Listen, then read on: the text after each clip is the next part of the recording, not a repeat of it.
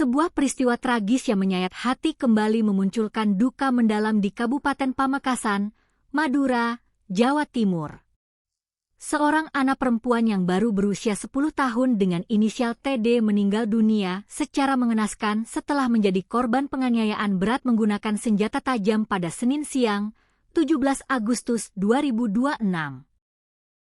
Ironisnya, dugaan aksi penganiayaan yang merenggut nyawa bocah tak berdosa tersebut diduga kuat dilakukan oleh ibu kandungnya sendiri yang berinisial Da, berusia 31 tahun, di kediaman mereka yang berlokasi di Dusun Karangdalem, Desa Pademau Barat, Kecamatan Pademau.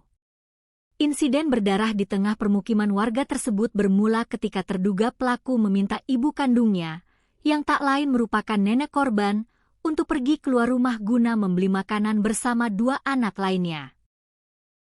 Setelah sang nenek pergi meninggalkan rumah, kondisi dalam hunian tersebut seketika menjadi sepi dan hanya menyisakan terduga pelaku bersama anak perempuannya. Di saat situasi rumah yang hening itulah, dugaan aksi penganiayaan menggunakan senjata tajam terhadap korban dilancarkan oleh sang ibu. Aksi penganiayaan berdarah itu baru terkuak beberapa menit kemudian ketika sang nenek kembali dari membeli makanan. Betapa terkejutnya sang nenek saat mendapati cucunya sudah tergeletak tak berdaya di area teras depan rumah dengan kondisi tubuh yang dipenuhi luapan darah. Melihat kondisi cucunya yang sangat kritis, sang nenek beserta warga sekitar langsung berupaya memberikan pertolongan darurat dengan melarikan korban ke Puskesmas Pademau. Namun, lantaran luka penganiayaan yang diderita korban tergolong sangat parah dan memerlukan penanganan medis tingkat lanjut, korban selanjutnya dirujuk ke Rumah Sakit Umum Daerah Pamekasan.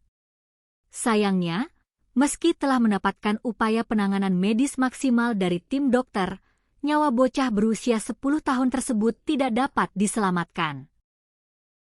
Pihak Kepolisian Resor Pamekasan melalui Seksi Humas mengonfirmasi bahwasanya korban mengalami luka robek serius akibat sabetan benda tajam di beberapa bagian vital tubuhnya, antara lain pada bagian bahu, punggung, hingga area tulang rusuk.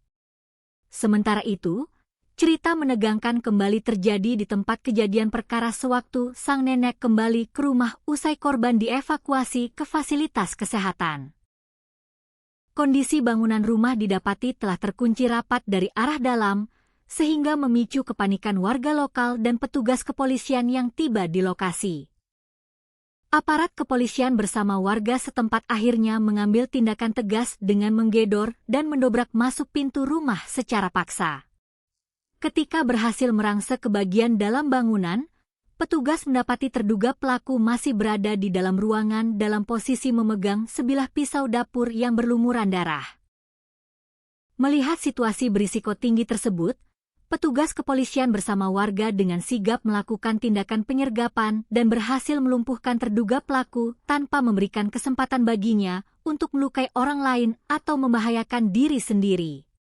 Berdasarkan keterangan awal yang digali dari pihak keluarga serta sejumlah saksi di sekitar lokasi kejadian, terduga pelaku diketahui memiliki rekam medis atau riwayat gangguan jiwa. Meskipun kondisi kejiwaannya sempat membaik, namun dalam 4 hari terakhir sebelum peristiwa tragis ini terjadi, kondisi kesehatan mental terduga pelaku dikabarkan kembali kambuh dan yang bersangkutan tengah dalam masa konsumsi obat-obatan khusus.